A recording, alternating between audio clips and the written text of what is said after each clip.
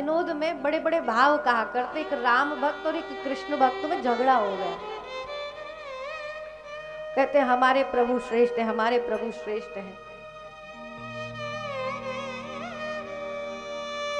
अब कन्हैया के एक भक्त भगवान को बड़ा पुकारते बोले कृष्ण बड़े चंचल हो, बड़े नटखट हो, बहुत सताते हो, तड़पाते हो, तब न जाकर कहीं दर्शन देते हो, और उसमें भी हमें तो दर्शन दे ही नहीं रहे हो।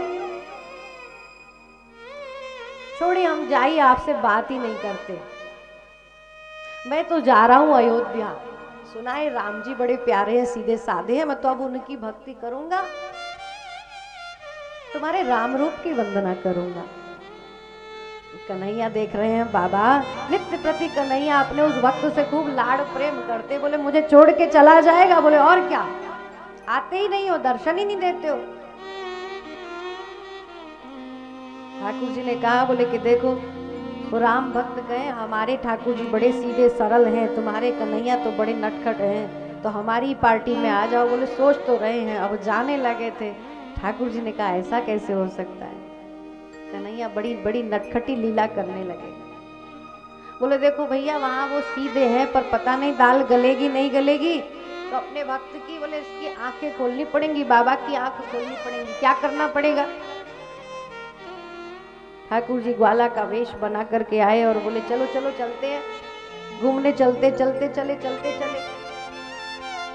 ठाकुर जी बोले और कौन कौन से गुण हैं? देखो राघवेंद्र सरकार बड़े सरल हैं, बड़े सहज हैं, और कन्हैया कैसा है? बोले अरे वो तो नाम भी टेढ़ा, धाम भी टेढ़ा, लीलाएं भी टेढ़ी, बातें भी टेढ़ी, सब कुछ टेढ़ा मेढ़ा ही है। अरे वो तो ठीक से सीधा खड़ा भी नहीं हो सकता, तिरछी चलन, तिरछी हलन, तिरछी सब कुछ है। अच्छा, चलते चलते ठाकुर जी गोप ग्वाल के रूप में आ रहे हैं और कन्हैया की प्रशंसा करते। बोले अब चुप हो जाओ, प्रशंसा नहीं सुनी जाती। बोले अच्छा।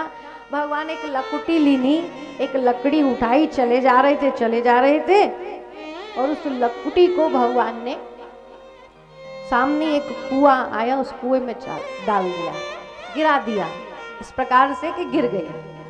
भगवान बोले देखो, अरे वो छड़ी तो गिर गई, निकालो। कैसे निकाले?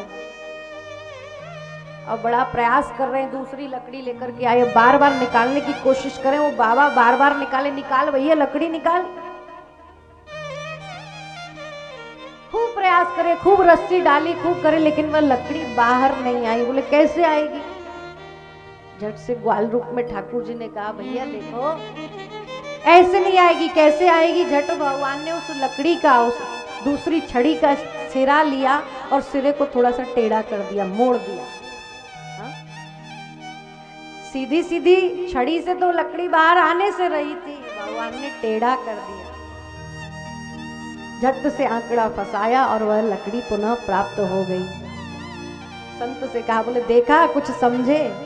बोले हाँ, ये जो भवसागर है ना, इस भवकूप में ये जीवात्मा इसी प्रकार से गिर जाता है, माया के भव बंधन में पड़ जाता है। बोले भैया संसार ऐसो है, माया ऐसी है, इस माया से सूधे बन करके बचना चाहोगे तो बच नहीं पाओगे। बोले भैया संसार में टेढ़ाई करनी पड़ती है, बिना उंगली टेढ़ी किए घी सीधे सीधे प्राप्त नहीं होता। इसीलिए बोले रामावतार मेरा